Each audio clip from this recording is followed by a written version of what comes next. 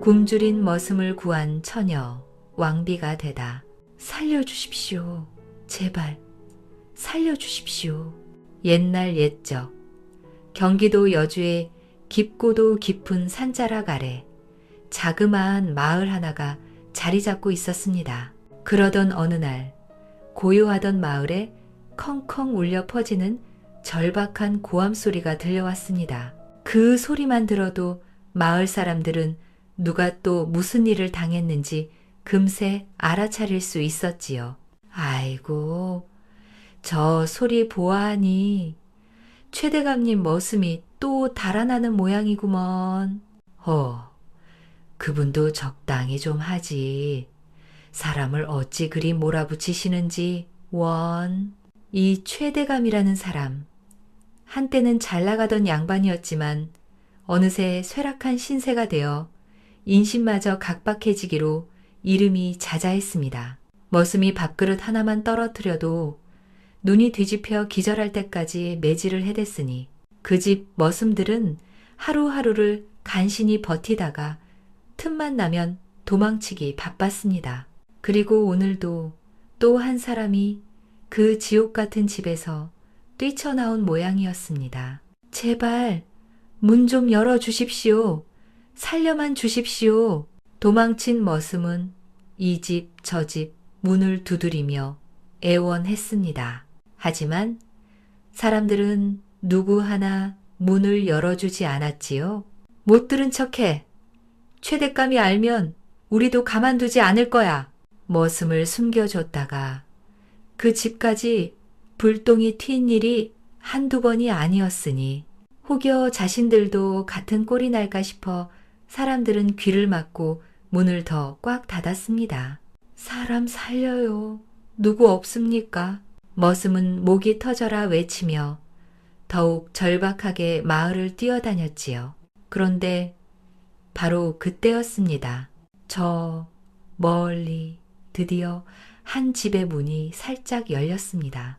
머슴은 쏜살같이 그 집을 향해 달려갔지요. 집 안으로 들어온 머슴은 고개를 깊이 숙이며 인사했습니다. 덕분에 살았습니다요. 다들 문을 안 열어주셨는데 제 생명의 은인이십니다. 그러곤 고개를 드는데 이게 웬일인가요? 그의 앞에는 아리따운 처녀 하나가 서 있었습니다. 그제야 보니 이곳은 처녀 혼자 살고 있는 허름한 초가집인 듯 했습니다. 처녀는 그의 차림을 잠시 살피더니 이내 부엌으로 들어가며 조용히 말했지요. 아닙니다. 들어오시지요. 잠시 후 처녀는 밥상을 들고 돌아왔습니다. 발에 땀이 나도록 뛰어다니느라 시장하셨을 터인데 어서 좀 드시지요. 쌀밥, 방금 막 무친 듯한 나물 반찬, 따뜻한 시래기국, 통통하게 익은 생선 한 마리까지. 처녀의 정성에 머슴은 감사해하며 말했습니다. 아이고, 안 주셔도 되는데 죄송해서 이걸 어찌 먹는답니까? 하지만 말과 달리 이미 밥뚜껑을 열고 있었습니다. 그때 그의 눈에 이상한 것이 들어왔지요. 갓 지은 고운 쌀밥 한 공기. 그런데 그 밥 위에는 겉껍질도 벗겨지지 않은 벼 언맹이 10대 개가 가지런히 놓여 있었습니다. 이에 머슴은 잠시 멈칫했지요. 그러나 이내에 아무 일 없다는 듯 허겁지겁 밥을 퍼먹기 시작했습니다. 머슴은 국물 한 방울, 쌀 한 톨까지 싹싹 긁어가며 맛있게 먹었습니다. 그러곤 처녀에게 말했지요. 덕분에 정말 잘 먹었습니다. 저를 들여주신 것도 모자라 이리 밥까지 챙겨주시니 제가 먹어본 상 중에 최고의 한 상이었습니다요. 그런데 이상한 점이 한 가지 있었습니다. 분명 상에서 제일 맛있어 보이는 것은 생선구이였지만 머슴은 생선을 가지런히 내 토막으로 잘라놓기만 했을 뿐 입에도 대지 않았습니다. 그런데 그때 처녀가 방 안으로 숭늉 한 그릇을 들고 들어오며 말했지요. 뭐? 이런 것 가지고 그러십니까? 어사님께서는 이보다 더 훌륭한 밥상도 드셔보셨을 텐데요. 어휴, 아닙니다. 예, 그런데 지금 뭐라 하셨습니까? 머슴이 깜짝 놀라 묻자 처녀가 대답했습니다. 제가 어사님의 밥 위에 뉘름을 올려두었습니다. 그것은 십니까? 즉, 당신은 누구입니까? 라는 뜻이었지요. 그리고 어사님께서 답을 주지 않으셨습니까? 예, 제가 언제 답을 드렸다고 하시는 겁니까? 어사님께서는 제가 드린 생선구이를 네 토막으로 나누셨지요. 생선 즉 어를 사, 스 토막 내셨으니 그건 어사라는 뜻입니다. 아니십니까? 예, 머슴은 깜짝 놀랐습니다. 처녀가 자신을 알아맞혔으니까요. 허허허, 기가 막히구나. 네 토막이 놓인 것을 보고 보통이 아니라고 생각은 했건만 정말 지혜로운 여인이로고. 그제야 그는 자리에서 조용히 일어나 허리춤에서 무언가를 꺼냈습니다. 그것은 다름 아닌 맹엄 앞에였지요. 그 말대로 나는 머슴이 아닐세. 전하의 명을 받고 돌아다니는 암행어사 박문수라 하지. 그는 사실 정체를 숨기고 조선을 돌며 사건을 해결한다는 바로 그 유명한 암행어사 박문수였습니다. 처녀는 깜짝 놀라 무릎을 꿇으며 말했지요. 사실 저도 확신은 없었는데 정말 어사님이 맞으셨군요. 소녀가 감히 어사님을 시험하였습니다. 용서해 주십시오. 아니다. 나도 그대들을 시험하고자 거짓으로 머슴 행세를 하였는데 그대라고 나를 시험하지 못할 이유가 무엇 있겠는가? 오히려 지혜로움을 칭찬해야 할 일이지. 헌데 나를 어찌 알아챘는가? 최대감님 머슴 중에 어사님 연배쯤 되는 이는 행랑하전 딱 한 명뿐입니다. 헌데 그 행랑범은 최대감님의 신복이니 절대 쫓겨날 일이 없지요. 그런데 거짓으로 흉내를 내시는 걸 보면 직접 여쭈어 봤다가는 대답하지 않으실 것 같아 소녀가 감히 밥상 위로 질문을 올렸습니다. 허허, 거참 눈썰미 대단하구나. 게다가 그런 것까지 다 꿰고 있다니. 그런데 혹 내 나이가 어찌 되느냐. 10년 하고도 5을 더 살았사옵니다. 15이옵니다. 조금 어리긴 하다만. 그러더니 박문수는 고개를 끄덕이며 품 안을 뒤졌습니다. 그러더니 두루마리 하나를 꺼내어 펼쳤지요. 사실 내가 이 산골까지 온 까닭은 전하께서 왕후의 인재를 뽑으라 하셨기 때문이라네. 하여 내 전국을 돌아다녔으나 마땅한 인재를 찾지 못했고 빈손으로 돌아가던 와중 이리 자네를 만나게 되었지. 하여 자네를 왕후의 후보로 추천하고자 하는데 부디 본관을 알려줄 수 있겠나? 단자에 적어야 하니 말일세. 예? 왕후요? 왕후라니? 처녀는 놀라 한참 동안 말이 없었습니다. 박문수는 그 모습을 물끄러미 바라보며 말했지요. 놀라는 것도 당연하지.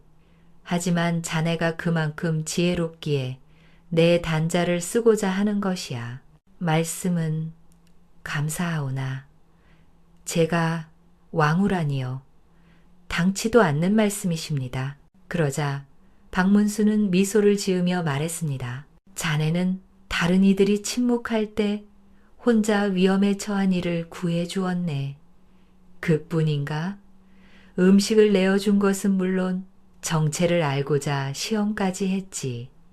용기, 인자함, 기지, 그 셋 중 하나만 있어도 귀한 인재라 할 것인데 자네는 모두 가지고 있으니 어찌 감히 왕후의 제목이 아니라 할 수 있겠는가. 처녀는 얼굴을 붉히며 고개를 숙였습니다. 그러곤 숨을 크게 들이키더니 답했지요. 소녀, 어사님이 말씀하시는 것처럼 대단한 사람은 아니옵니다. 허나 어사나리께서 믿으신다 하시니 저도 그 믿음에 따르게 싸웁니다. 제 본관은 경주 김씨옵니다. 이튿날 김씨 처녀는 머리를 곱게 닦고 박문수 앞에 섰습니다. 박문수와 함께 한양으로 가왕비 간택시험을 보기 위함이었지요. 가졌구나. 두 사람은 그렇게 한양으로의 먼 길을 떠났습니다. 산 넘고 물 건너 먼 길을 걸어온 그들은 마침내 한양에 도착했지요. 와, 여주의 산골자락과는 비교도 안 되는 화려한 광경에 김씨 처녀는 자기도 모르게 입이 떡 벌어졌습니다. 그러다 이내 지나가는 여인들의 화려한 복장에 움츠러들었지요. 그런데 아무리 그래도 간택시험을 보러 가는데 너무 초라한 모습은 아닐까요? 이런 제가 시험을 봐도 될런지. 초라하기는 무슨, 내 너만큼 반짝이는 일을 본 적이 없는데 어찌 스스로를 그리 말하는 게냐? 너는 왕후의 제목을 겉모습을 보고 고른다 생각하는 게냐? 그것이 아니오라. 다만 허허허, 하지만 때론 복장이 자신감을 올려주는 법이기도 하지. 자, 이걸 입어라. 그러더니 박문수는 근처 옷집에서 깨끗한 옷 한 벌을 사주었습니다. 네, 내게 주는 선물이다.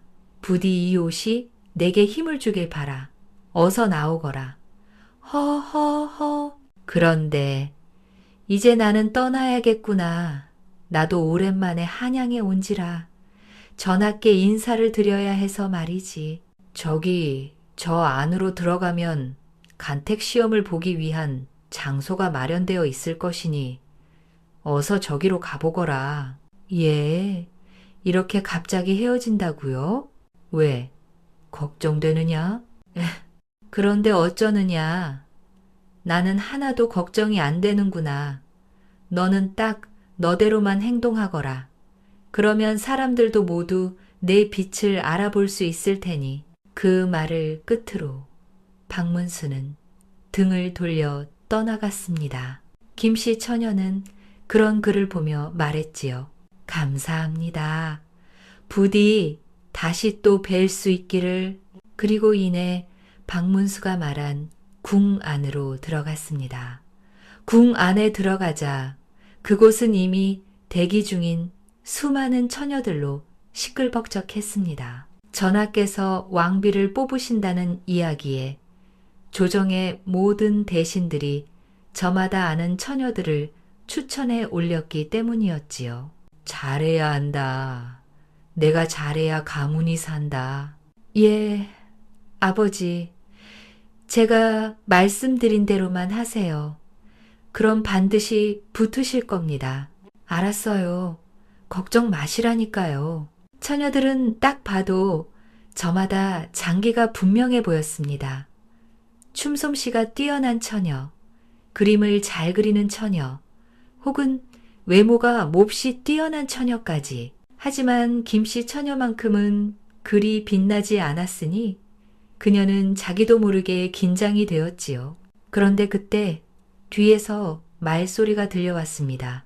어머 세상에, 쟤는 어디서 온 거야? 설마 쟤도 왕비간택에 참여하려고 온 거 아니지? 에이 설마 저런 시골뜨기가. 처녀들은 허름한 차림의 김씨 처녀를 보고 수군거렸습니다. 그런데 그때 처녀들 중 제일 화사한 옷을 입은 처녀가 그녀를 향해 다가왔지요. 세상에, 이게 누구야? 너 설마? 이게 무슨 일인가요? 그 처녀는 바로 마을 최고의 부자, 최대감의 여식, 세화였습니다. 예전부터 김씨 처녀를 보기만 하면 못 잡아먹어 안달이던 새와 그녀는 김씨 처녀를 보곤 콧방귀를 끼며 말했지요. 참나, 이 거지 아가씨를 여기서 다 보네? 도대체 너 여길 어떻게 온 거야? 하지만 김씨 처녀가 답하지 않자 새와는 뒤돌아서며 말했습니다. 야, 거지. 너 혹시나 희망 품지 마라. 너 같은 거지는 첫날에 바로 떨어질 테니까. 그리고 누가 왕후가 되는지 잘 봐봐. 바로 내가 될 테니까 말이야. 허허허. 그리고 마침내 왕후 간택을 위한 첫 시험이 열리게 되었습니다. 화창한 하늘 아래 처녀들은 궁녀들의 지휘 아래 지정된 자리로 안내받았지요.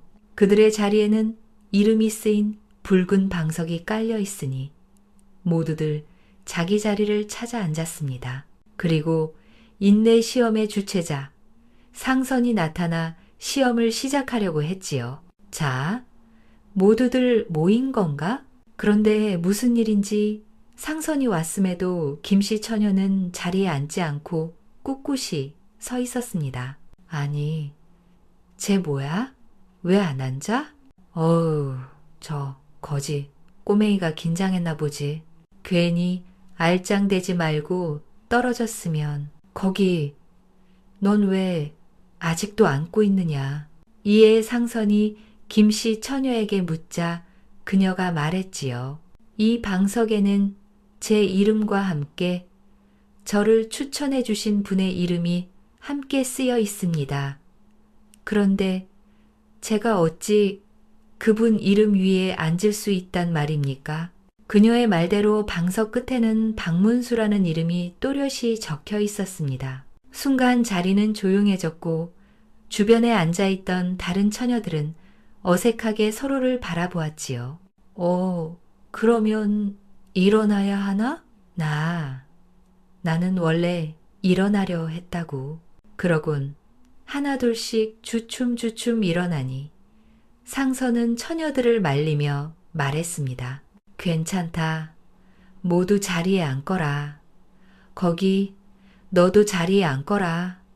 너의 추천인도 이해해 주실 터이니. 그러자 다른 처녀들이 안도의 숨을 내쉬며 자리에 앉았습니다. 김씨 처녀도 자리를 틀고 앉았지요. 그렇게 모두가 자리에 착석하자 드디어 첫 번째 시험이 시작되었습니다. 자, 이제 첫 번째 시험이다. 자네들은 이 세상에 있는 새 중에 어떤 새가 가장 귀하다 생각하는가? 첫 시험이 나오자 처녀들은 기다렸다는 듯 너도 나도 손을 올렸습니다. 저는 꾀꼬리가 가장 귀하다 생각합니다.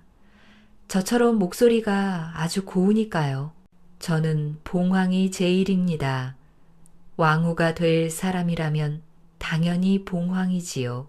그러자 새와도 질세라 또 다른 처녀가 손을 번쩍 들었습니다. 저는 공작새가 가장 좋습니다. 깃털이 화려하고 걸음걸이까지 우아하지요. 왕후가 되려면 그만한 품격은 있어야 하지 않겠습니까? 처녀들은 앞다투어 손을 들곤 제 의견을 말했습니다. 하지만 김씨 처녀만큼은 손을 들지 않았으니 새와는 그런 그녀를 보며 중얼댔지요. 거지 주제에 네가 새에 대해 알기는 해? 너처럼 시커먼 까마귀가 좋다고 하는 게 어때? 허허허. 그리고 마침내 김씨 처녀가 손을 들었습니다. 그래? 너는 어떤 새가 가장 좋으냐? 그러자 처녀가 조용히 답했지요. 저는 먹새가 가장 좋습니다. 먹새? 뭐야? 먹새는 새가 아니잖아. 쟤는 새가 뭔지도 모르는 거야? 그러자 주변에선 비웃음 소리가 터져 나왔습니다. 하지만 김씨 처녀는 굴하지 않고 말했지요. 사람은 먹지 않으면 살 수 없습니다. 아무리 예쁜 새, 귀한 새라 해도 모두 먹지 않으면 죽지요.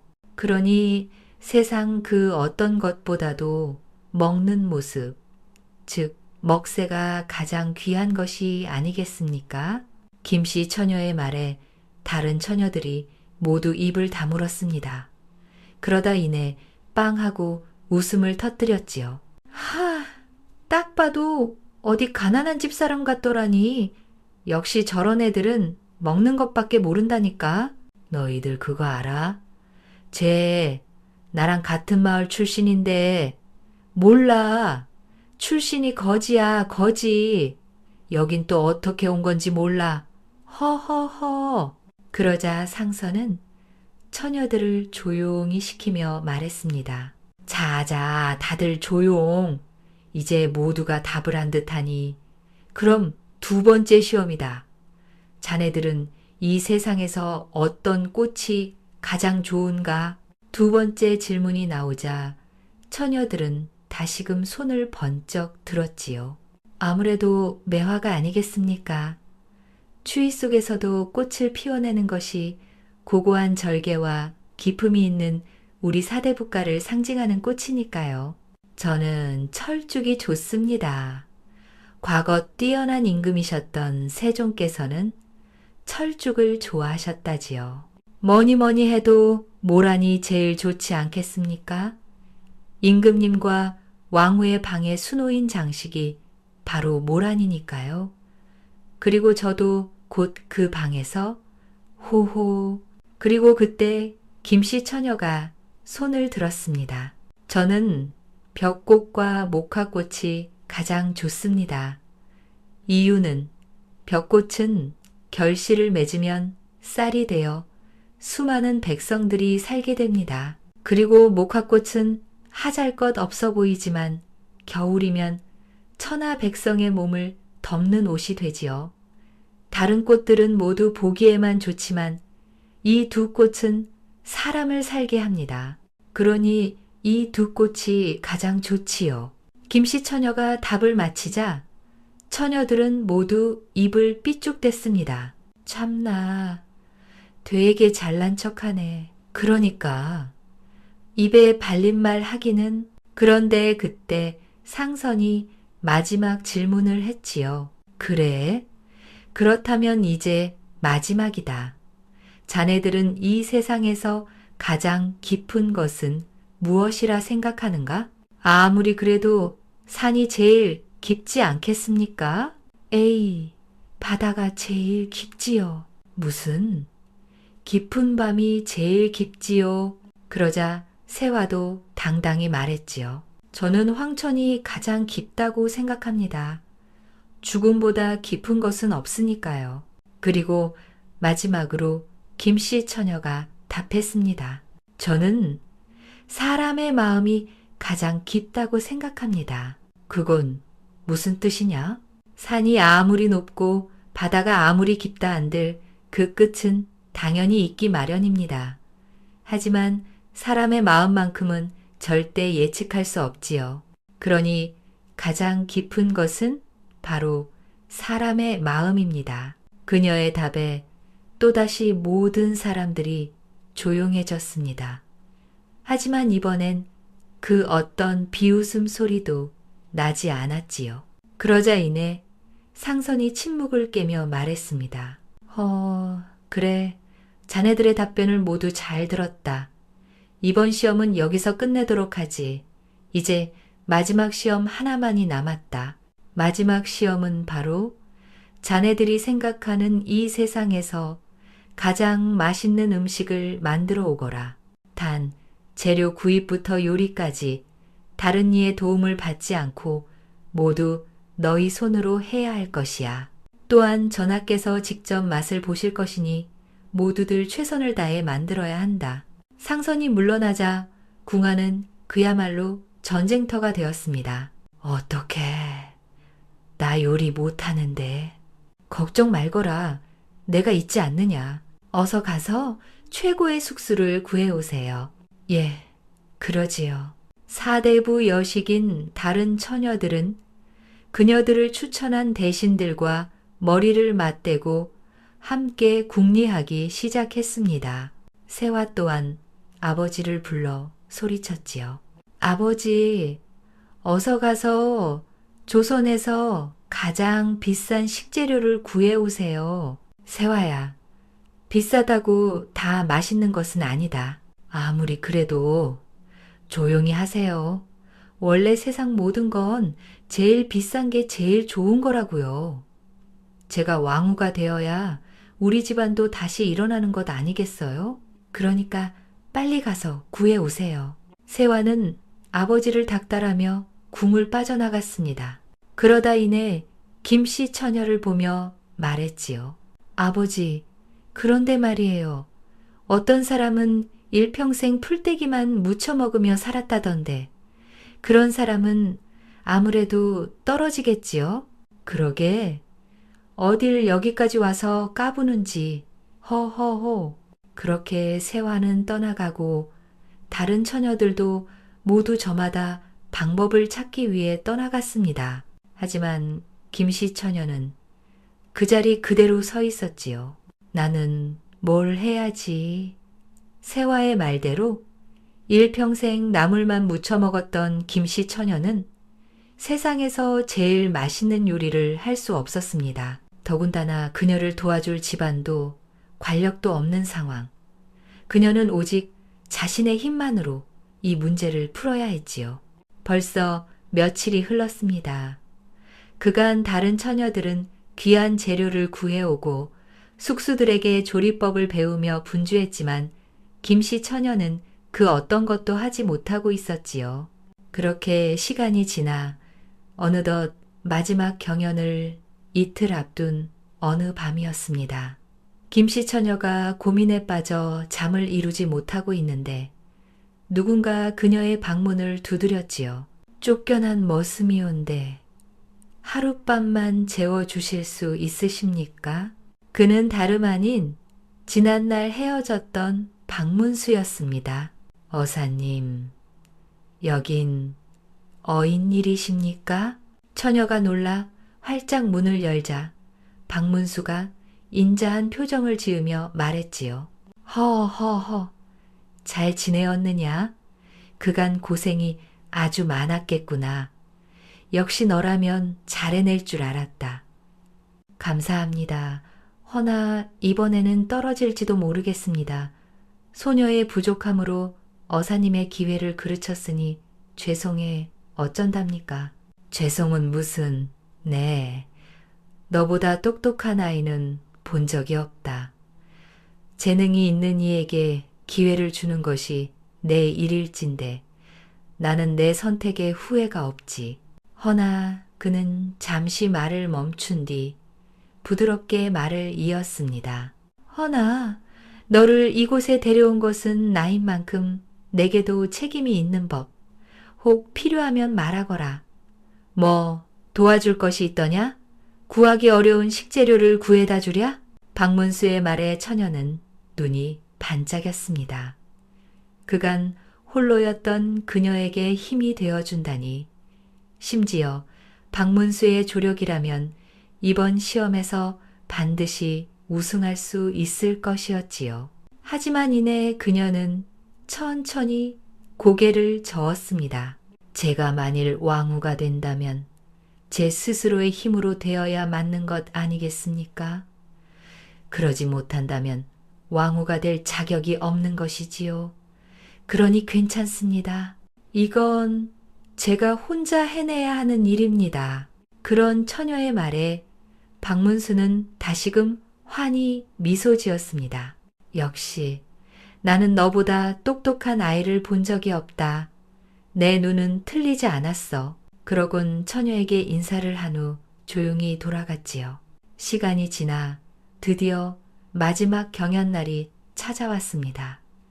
지난번 경연과 달리 이번엔 처녀들을 추천한 모든 대신들과 궁중의 온갖 대신들이 한자리에 모였지요.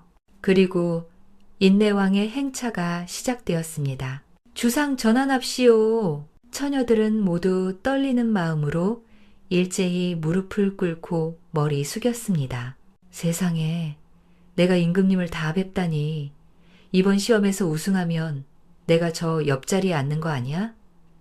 아이, 난 몰라. 그리고 인내의 경연이 시작되었지요. 자, 처녀들은 모두 각자 준비한 요리를 시작하시오. 상선의 외침과 함께 처녀들은 제각기 준비한 요리를 정성껏 만들기 시작했습니다. 고소한 기름 냄새, 향긋한 과일 냄새, 곳곳에서 온갖 맛있는 냄새들이 풍겨왔지요. 그러다 모두 요리를 마치자 상선이 말했습니다. 자, 누구부터 내놓겠느냐. 그러자 처녀들이 차례로 상 앞으로 나섰습니다. 첫 번째 처녀는 생선찜을 내놓았지요. 저아, 이것은 제가 사는 지역에서 갓 잡은 참돔입니다. 일반 사람들은 구경도 못하는 귀한 식재료지요. 푹 구워내어 뼈까지 모두 발라냈으니 한번 드셔보시지요. 두 번째 처녀는 꼬리 발린 약과를 올렸습니다. 저는 뭐니 해도 달달한 음식이 최고 아니겠습니까? 한 입 드시면 온갖 근심 걱정 모두 다 사라지실 겁니다. 이후로 처녀들은 저마다 음식을 선보였습니다. 생전 듣도 보도 못한 신기한 음식부터 몸에 좋다는 귀한 음식까지 그야말로 산해진 미가 줄을 이었지요. 그러다 세화가 자신있게 상 앞으로 걸어나갔습니다. 전하, 소녀는 이 음식을 올립니다. 그녀가 선보인 음식은 다름 아닌 고기구이였습니다. 모두들 너무 평범한 음식이라 생각했지만 그녀의 다음 말에 깜짝 놀랄 수밖에 없었지요. 이 고기는 호랑이 고기이옵니다. 좌중이 술렁이었습니다. 호랑이는 창군이라 불리는 산의 주인, 그리고 전하께선 이 조선의 주인이시지요. 조선에서 가장 귀한 것은 전하. 그러므로 이 세상에서 제일 귀한 음식은 호랑이로 만든 음식이 아니겠습니까? 그녀의 말에 왕은 조심스레 고기 한 점을 집어들었습니다. 그러자 주위에선 탄성이 터져 나왔지요. 저 처녀는 누구의 추천인가? 최대감 댁의 여식 최세화라 하더군요. 역시 그 명문가의 아가씨답군 아주 훌륭합니다. 주변의 소리에 세화는 만족스런 미소를 띠며 물러났습니다. 그리고 마침내 김씨 처녀의 차례가 되었지요.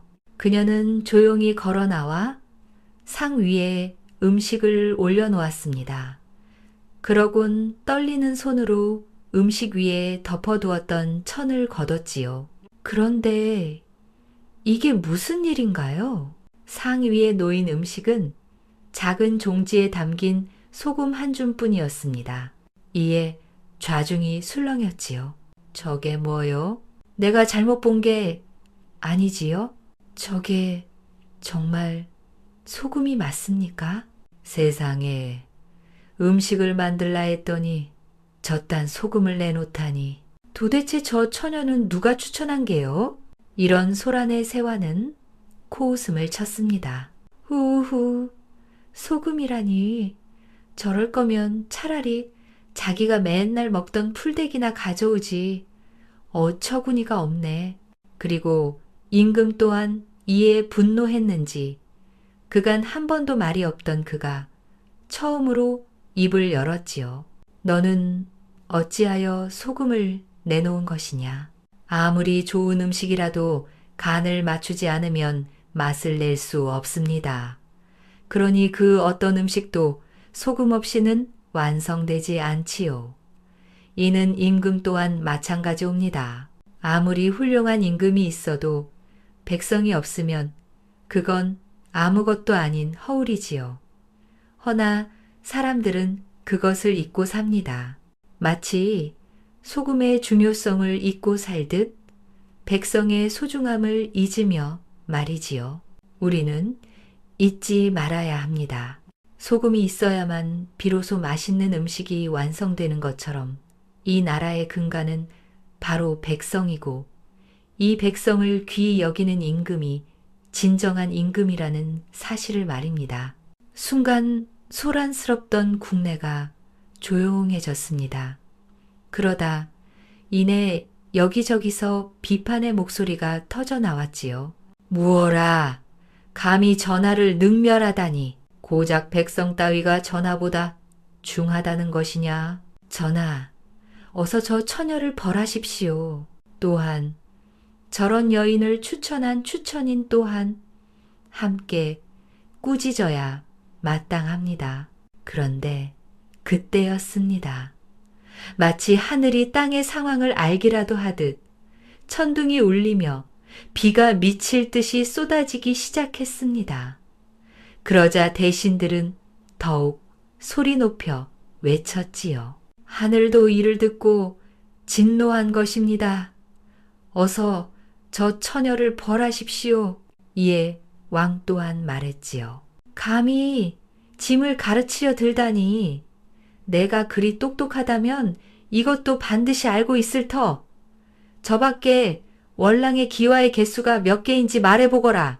허나 맞추지 못한다면 짐을 농락한 죄로 너와 너의 집안 그리고 너를 추천하니까지 죄다 벌할 것이니라.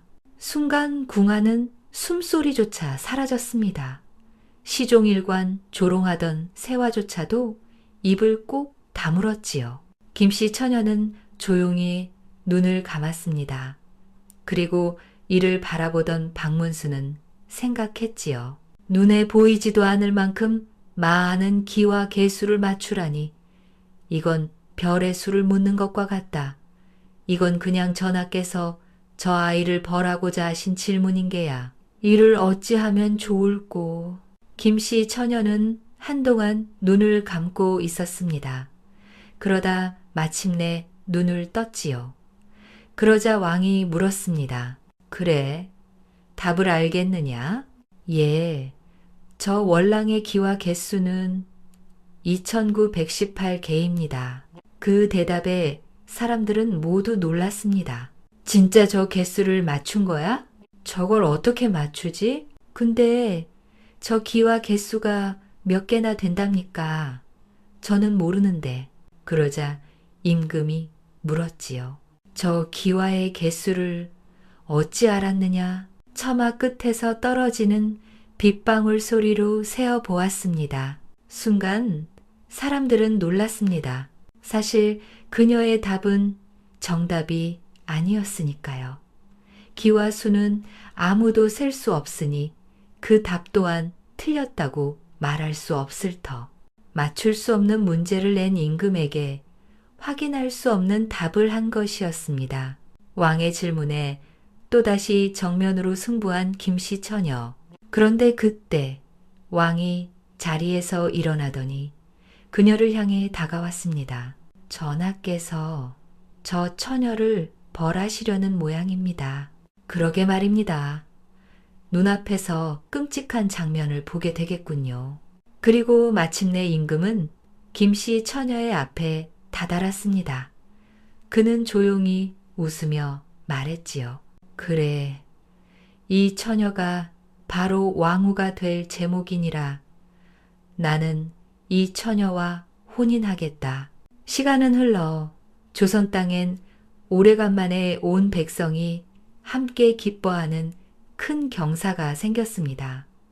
바로 새로운 왕후가 생긴 것이었지요. 다들 그 소문 들었어? 산골 처녀가 왕후가 되었다지? 그니까 말이야. 그런데 얼마나 현명한지 소금 한 종지로 전하의 마음을 얻었다더라고. 우리한텐 좋은 일이지. 우리들 마음을 속속 아는 분이 왕후가 되셨으니. 김씨 처녀는 마침내 임금님과 혼인하게 되었습니다. 깊은 산골에서 홀로 살아가던 그녀가 마침내 조선의 국모, 즉 왕후가 된 것이었지요. 그리고 이런 처녀를 보며 박문수는 무척이나 뿌듯했습니다. 중전마마 경아들이옵니다. 역시 전하께서 잘 해내실 줄 알았다. 어사님, 말씀 낮추세요. 제가 일이 될 수 있던 건 다 어사님 덕입니다. 그런데 어찌 말씀을 높이신답니까? 허허, 제가 어찌 그럴 수 있답니까? 이제 이 나라의 국모이신걸요.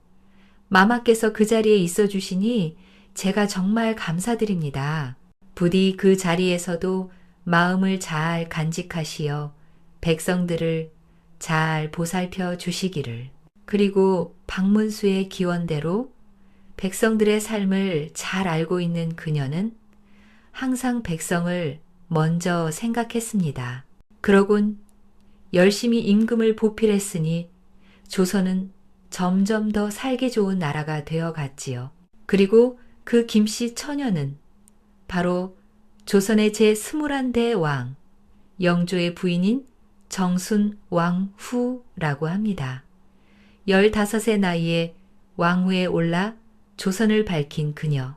지혜 하나로 왕후가 된 그녀의 이야기는 지금까지도 사람들의 입으로 전해져 내려온다고 하지요. 환난 견진정이라는 말이 있다고 합니다. 추운 겨울에서야 소나무가 푸름을 알 수 있듯 어려운 시련을 겪을 때야 비로소 진심을 알 수 있다라는 말이지요. 사람의 진짜 어진 마음은 자신이 어려울 때 비로소 드러나는 것 같습니다. 이야기 속 김씨 처녀는 스스로도 가난한 처지였지만 자신을 찾아온 불쌍한 머슴을 모른 척하지 않았습니다. 그를 집에 들이고 밥 한 공기를 베풀었지요. 그리고 적더이복이라 했던가요? 결국 그 어진 마음으로 인해 그녀는 산골 처녀에서 왕후의 자리까지 오르게 되었습니다. 원한에 묶인 두 홀령의 비밀. 옛날 옛적 조선 중기 어느 때였습니다. 한양에서 멀고도 먼 깊고 깊은 산골짜기 한켠에 작은 마을이 하나 있었지요. 마을은 사방이 산으로 둘러싸여 있어 사람 발길이 드물었고 안개가 자욱하게 내려앉는 날이면 마치 신선이 머무는 별천지가 눈앞에 펼쳐지는 듯 했습니다. 그 산골 마을에는 한 나무꾼이 살고 있었습니다. 이름은 김선달. 그는 28이 되었건만 아직 장가를 들지 못한 채 외롭게 홀로 남은 어머니 한 분만을 정성으로 모시며 살아가고 있었지요. 사실 선달이의 아버지는 그가 겨우 10살 되던 해에 세상을 떠났습니다. 그날의 기억은 지금도 그의 가슴 속에 뚜렷하게 남아 있었지요. 마지막 숨을 고르던 아버지는 어린 선달이의 손을 꼭 잡고 이렇게 말씀하셨습니다. 달아, 이제부터 네가 집안의 기둥이 되어야 한다. 어머니를 잘 모셔드려라. 그리고 무엇보다 정직하게 살아라. 그 유언은 선달이의 마음속에 깊이 새겨졌고 그래서였을까요? 아무리 고되고 배고픈 나날이 이어져도 그는 결코 밝은 마음을 잃지 않으려 했습니다. 가난은 말 그대로 뼈에 사무칠 만큼 혹독했습니다. 하지만 선달은 단 한 번도 삶을 포기하려 하지 않았지요. 해보지 않은 일이 없었습니다. 새벽이 밝기도 전에 산에 올라 나무를 패는 일은 기본이었고 날씨가 허락하면 마을 아래 논밭에 내려가 품심을 받고 일을 도왔습니다. 장날이면 무거운 짐 나르는 일도 마다하지 않았고 겨울이 되면 숯을 구워 팔아 어머니와의 살림을 이어갔습니다. 그렇게 하루 종일 땀을 쏟으며 벤 나무를 지게에 한가득이고 산을 내려오면 마을 어귀에서 기다리던 행상들에게 팔아 그날의 끼니를 겨우 이어가곤 했습니다. 하지만 선달이는 단 한 번도 불평하지 않았어요. 어머니 앞에서는 항상 밝은 얼굴이었고 비록 보리밥에 된장국이 전부인 식사였지만 어머니, 오늘도 맛있게 드세요. 내일은 더 좋은 반찬도 준비해 드릴게요. 하며 환하게 웃곤 했지요. 마을 사람들도 모두 알고 있었습니다. 이 김선달만큼 부지런하고 효심 깊은 사람이 또 있을까 싶을 정도로 말이에요. 마을 이장도 늘 말하곤 했습니다. 착하고 부지런한 선달이가 잘 돼야 할 텐데. 그런 선다리에게 평생 잊지 못할 그날이 찾아왔습니다. 6월 중순, 한여름의 절정이었지요. 그날 아침, 선다리는 평소보다 일찍 눈을 떴습니다. 이상하게도 가슴 한편이 두근거렸어요. 무슨 일이 일어날 것만 같은 묘한 예감이 들었거든요. 하지만 그저 기분 탓이려니 하며 일어났습니다. 어머니, 다녀오겠습니다. 오늘은 나무를 많이 팔아서 맛있는 저녁을 차려드리겠습니다. 어머니는 아들의 어깨를 살며시 토닥이며 말씀하셨습니다. 이렇게 더운데 괜찮겠느냐? 무리하지 말거라. 걱정 마세요, 어머니.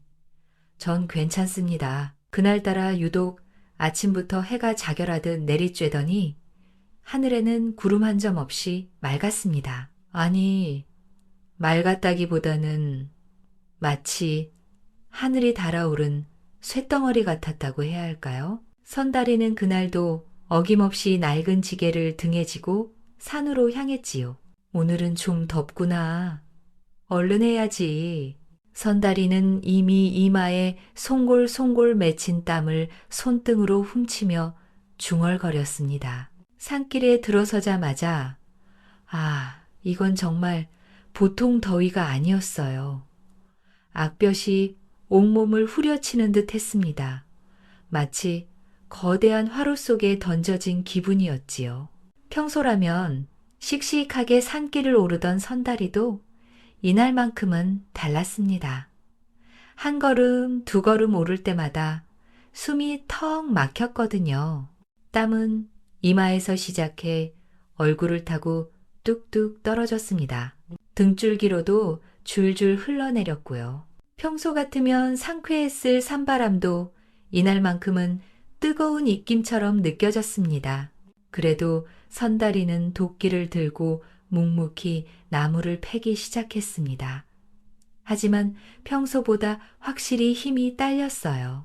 도끼를 드는 손도 점점 무거워졌고 나무를 패는 속도도 현저히 느려졌습니다. 땀이 눈 속으로 흘러 들어와 따갑기까지 했지요. 목은 바싹바싹 말라붙었고 입술은 갈라지기 시작했습니다. 이상하다.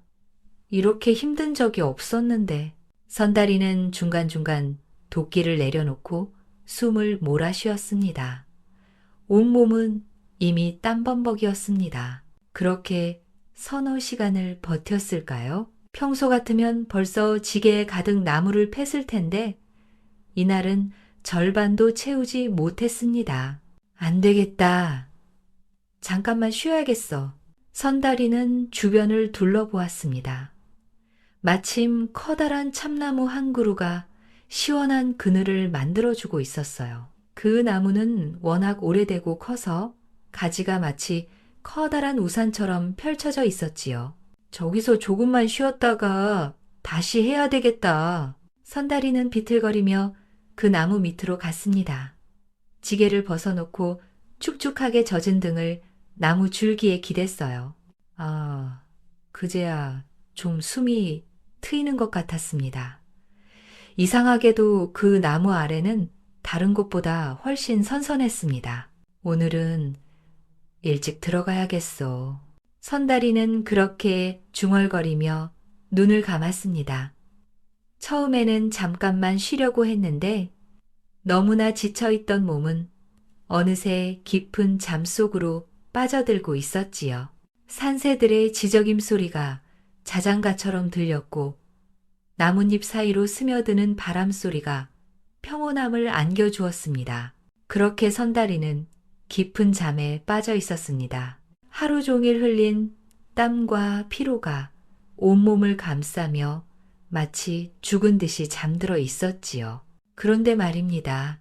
갑자기 조용하던 산속에 묘하게 시끄러운 소리가 들려오기 시작했습니다. 처음에는 바람 소리인가 했어요. 아니면 멀리서 들려오는 짐승들의 울음소리일까 싶기도 했고요. 하지만 점점 더 뚜렷해지는 그 소리는 분명히 사람의 목소리였습니다. 그것도 한 명이 아니었어요. 누군가 거칠게 싸우는 소리, 서로를 향해 고함을 지르는 듯한 소리가 산골짜기를 울려 퍼지고 있었거든요. 이놈아, 네가 감히 너 때문이다. 네가 우리 집안을 무너뜨렸어. 목소리들이 점점 더 격렬해졌습니다. 금방이라도 주먹 다짐이 벌어질 것 같은 서로 밀치고 다투는 듯한 무시무시한 기운이 산속 전체를 가득 채우기 시작했지요. 선다리는 깜짝 놀라 눈을 번쩍 떴습니다. 잠깐, 뭔가 이상했어요. 분명히 대낮에 잠들었는데 어느새 사방이 깜깜했거든요. 달빛만이 희미하게 나뭇가지 사이로 스며들고 있었습니다. 내가 이렇게 오래 잠들었단 말인가? 벌써 밤이 되었구나. 선다리는 급히 몸을 일으켜 앉았습니다. 대체 얼마나 깊이 잠들었던 걸까요? 해가 완전히 지고 캄캄한 밤이 되어 있었어요. 그런데 더 이상한 건 이 밤중에 도대체 누가 산속에서 저렇게 격렬하게 싸우고 있다는 말입니까? 이 깊은 산 중에서 밤중에 누가 싸우는 거지? 호기심이 발동한 선다리는 소리가 나는 쪽으로 조심스럽게 발걸음을 옮겼습니다. 나뭇가지를 헤치며 다가가니 정말로 두 사람이 서로 마주보고 격렬하게 다투고 있었습니다. 그런데 이상했어요. 달빛 아래 보이는 그들의 모습이 뭔가 희미하면서도 또렷했거든요.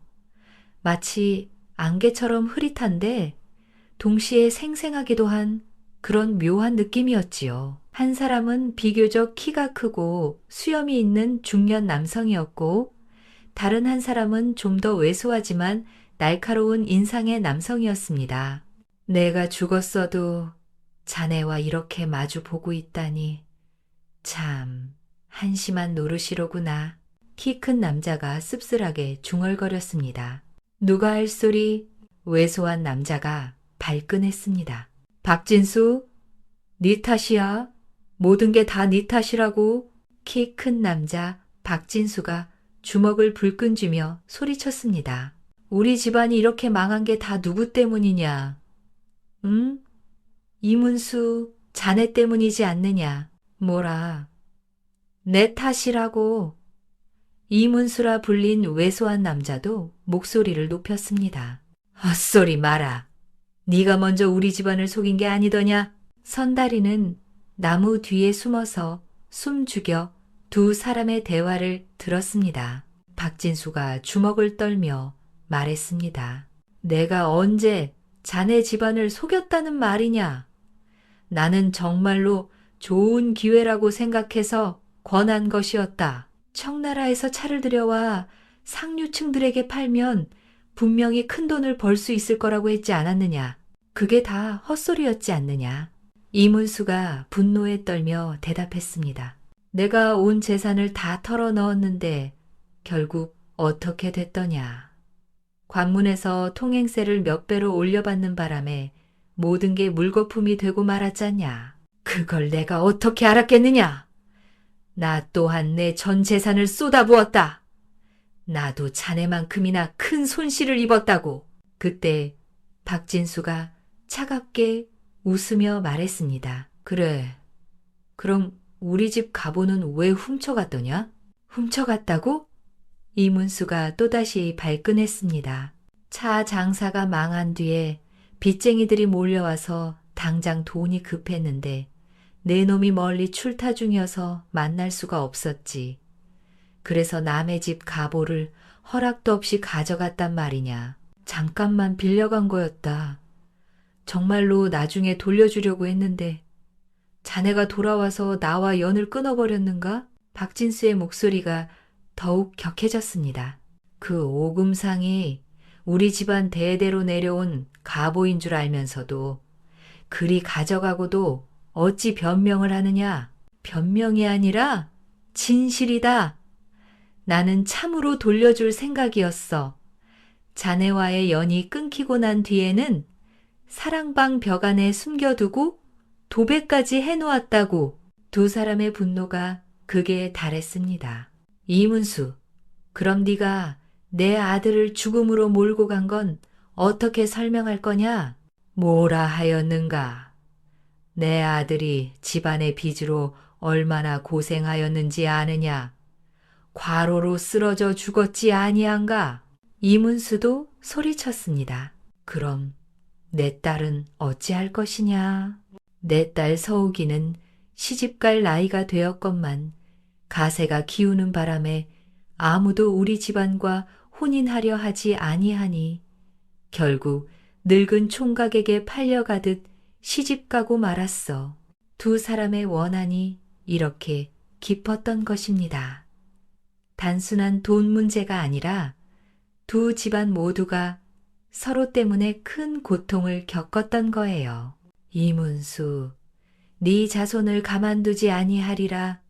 너희 집안은 대대로 고통받게 하리라. 뭐라? 내 후손을 건드리려 하느냐? 이문수도 분노에 떨며 말했습니다. 박진수, 나 또한 가만히 있지 않겠다.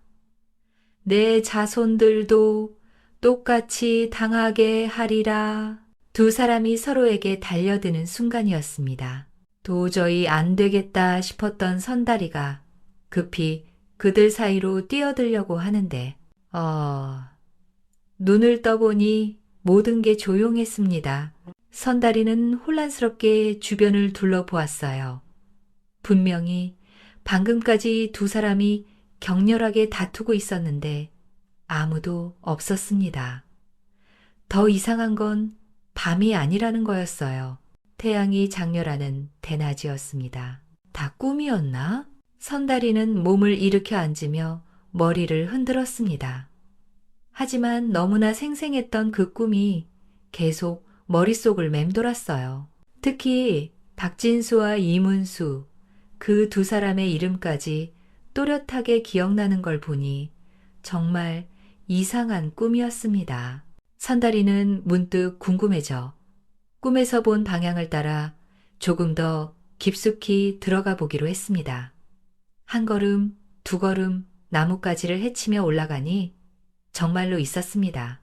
두 개의 무덤이 나란히 있었어요. 하나는 제법 크고 웅장한 무덤이었고 다른 하나는 좀 더 소박하지만 정성스럽게 만들어진 무덤이었습니다. 그 무덤들을 한참 바라보던 선다리는 마음속에 묘한 감정을 느꼈습니다. 그는 잠시 깊은 생각에 잠긴 뒤 못다한 나무를 마저 패기 시작했고 지게에 가득 나무를 싣고 산을 내려갔습니다. 하지만 내내 그 꿈의 이야기가 머릿속을 떠나지 않았어요. 마을 어귀에는 늘 그렇듯이 행상 하나가 기다리고 있었습니다. 어서 오게, 선다리. 좀 늦었구만. 오늘도 좋은 나무를 많이 가져왔구려. 네, 김영감. 오늘 것도 잘 부탁드립니다. 선다리는 나무를 내려놓으며 인사를 했습니다. 김 행상이 나무들을 하나하나 살펴보며 고개를 끄덕였어요. 이번 것도 질이 좋군. 값은 늘 그렇듯이 주겠네. 거래를 마친 후 선다리는 문득 아침에 본 무덤들이 생각났습니다. 영감, 혹시 산 깊은 곳에 나란히 있는 무덤 두기에 대해 아시는 게 있으신지요? 무덤 두기? 김 행상이 골똘히 생각하는 듯 하더니 눈빛이 갑자기 예리해졌습니다. 혹시 그게 산 중턱쯤 되는 곳에 있는 무덤들 말인가? 네, 맞습니다. 하나는 좀 크고 웅장하고 다른 하나는 소박한데 정성스럽게 만들어진 그 무덤들이구먼. 김 행상이 손을 쳤습니다. 이 동네에서 유명한 이야기가 있지. 그 무덤들은 박시방과 이시 앞무덤일세. 선다리의 가슴이 두근거렸습니다. 박씨, 시라니? 어떤 이야기입니까? 옛날에 말이야. 김행상이 주변을 둘러보더니 목소리를 낮췄습니다. 그 두 집안은 이 고을에서 손꼽히는 큰 부호들이었지. 박씨 집안의 박진수와 이씨 집안의 이문수는 어릴 적부터 중마고우였고 말이야. 선달이는 깜짝 놀랐습니다. 정말로 꿈에서 들었던 그 이름들이었어요. 그런데 말이야, 어른이 되어서는 서로 척을 짓게 되었다네. 서로 재물 문제로 크게 다투었다고 하더군. 박진수가 청나라차 무역을 권했는데 이문수가 온 재산을 털어넣었다가 망했다지. 그 과정에서 서로를 속였다고, 배신했다고, 원수 중에 원수가 되고 말았고. 그래서 어떻게 되었나요? 결국 두 집안 모두 망했지. 서로 원수가 돼서 으르렁거리다가 모든 재산을 날리고 말았다네. 김행상이 한숨을 쉬었습니다. 두 집안 모두 가세가 기울어서 지금은 그 후손들만 마을 저쪽 끝에서 근근히 살아가고 있어. 그런데 지금도 두 집안 사람들이 마주치면 서로 보기만 해도 싸운다네. 아직도 그렇습니까? 그렇다네. 원한이 대대로 이어져 내려오고 있다고 하지. 참 안타까운 일이야. 선달이는 꿈에서 들었던 그 치열한 다툼과 저주, 어린 말들이 머릿속에 다시 떠올랐습니다.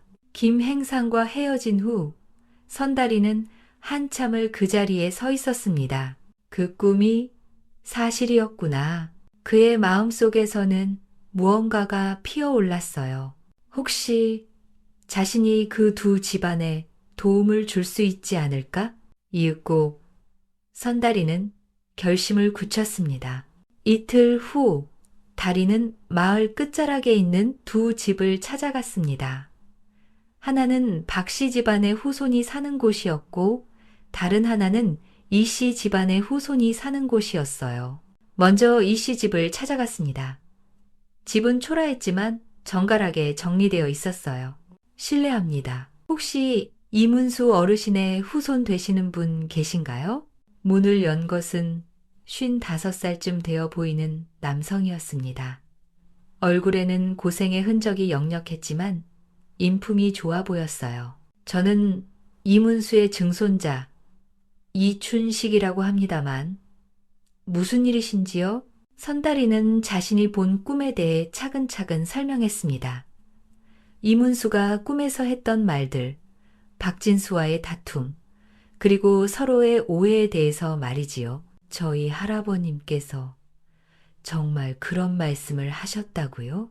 이춘식의 눈이 커졌습니다. 그렇습니다. 할아버님께서는 박씨 집안의 가보를 잠깐 빌렸을 뿐이라고 나중에 꼭 돌려주려고 했다고 하시더군요. 이춘식이 깊은 한숨을 쉬었습니다.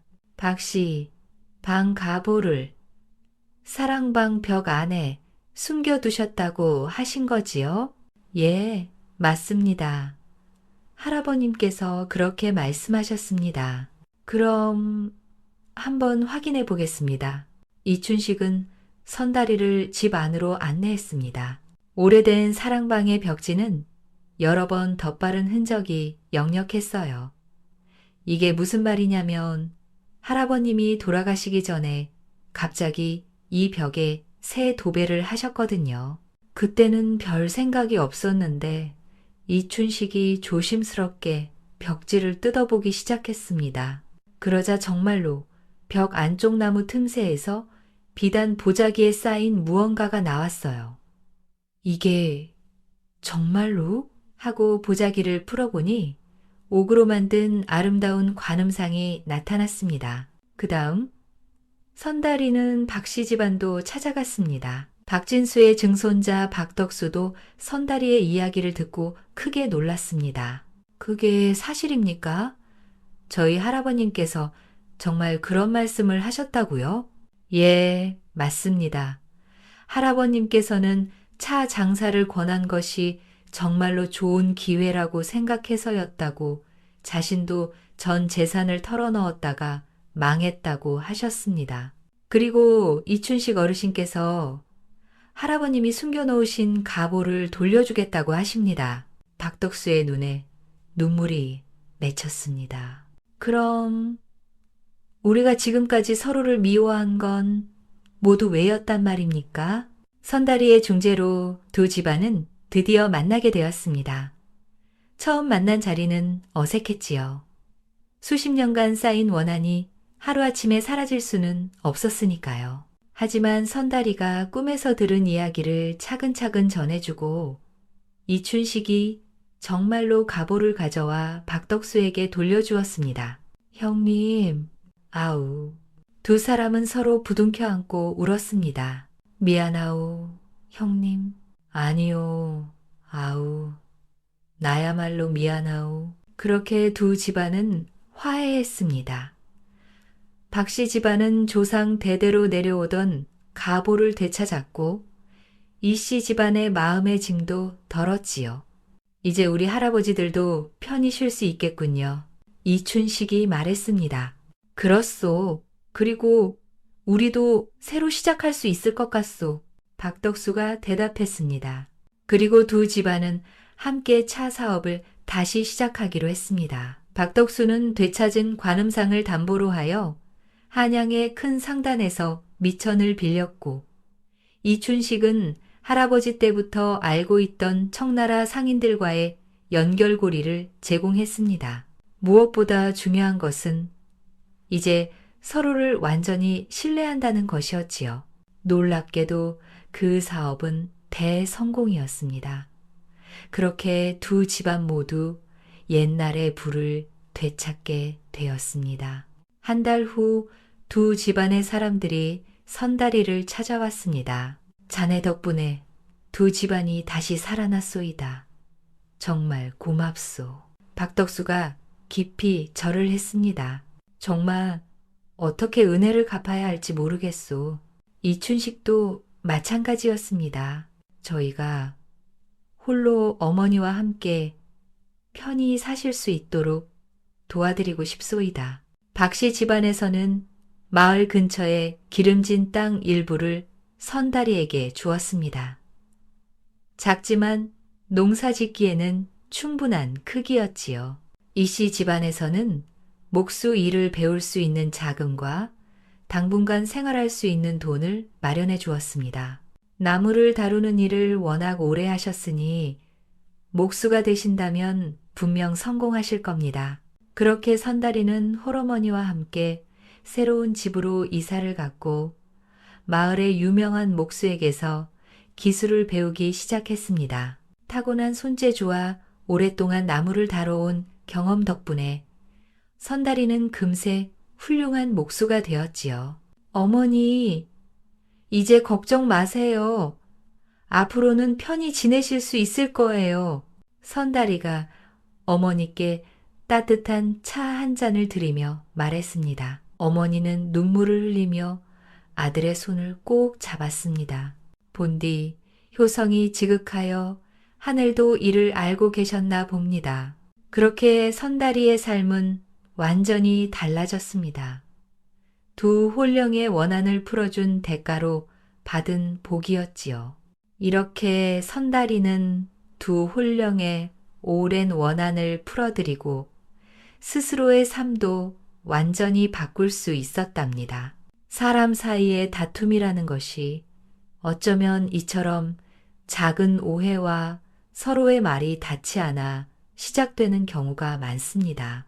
박진수와 이문수도 처음에는 서로를 위하는 마음에서 시작했던 일이었는데 결과가 좋지 않자 서로를 탓하게 된 것이지요.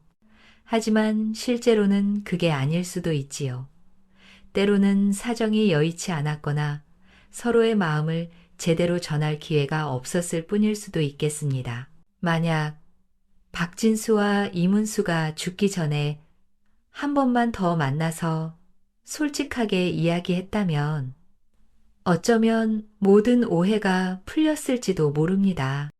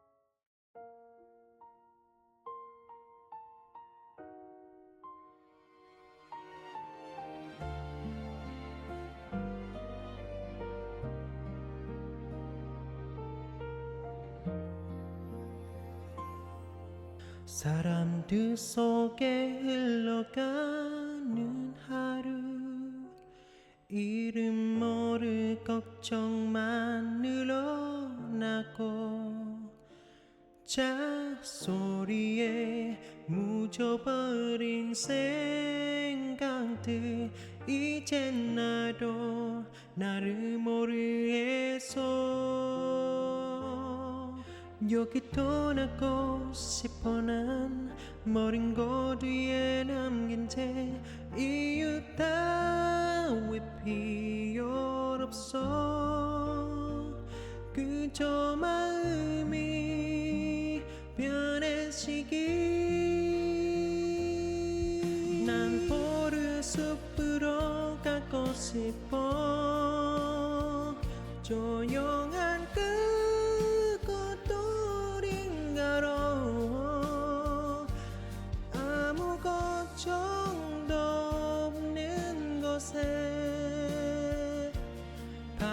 소리만 들리는 곳 내버린 스푼을 날려보내 구름 따라 나무 흘려보내 자연 속에서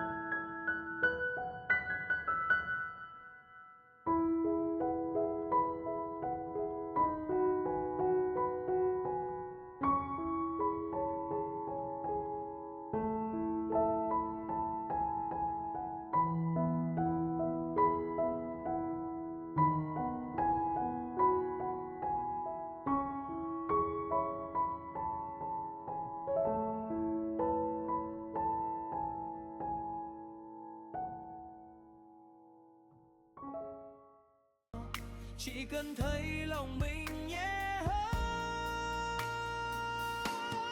Anh muốn về với rừng xanh, nơi bình yên rất mong manh, không còn âu lo vây quanh, chỉ còn gió hát bên anh. Anh muốn tha hết buồn phiền, theo mây bay khắp mọi miền, giữa thiên nhiên lặng yên.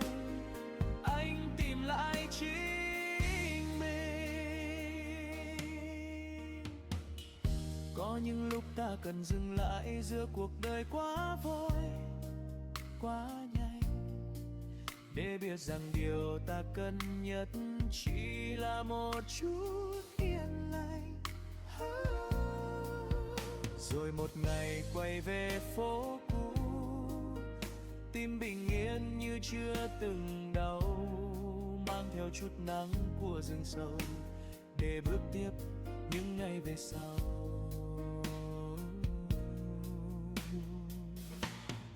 Anh muốn về với rừng xanh, nơi bình yên rất mong manh, không còn âu lo vây quanh, chỉ còn gió hát bên anh. Anh muốn tha hết buồn phiền, theo mây bay khắp mọi miền, giữa thiên nhiên lặng yên. Anh tìm lại chính mình.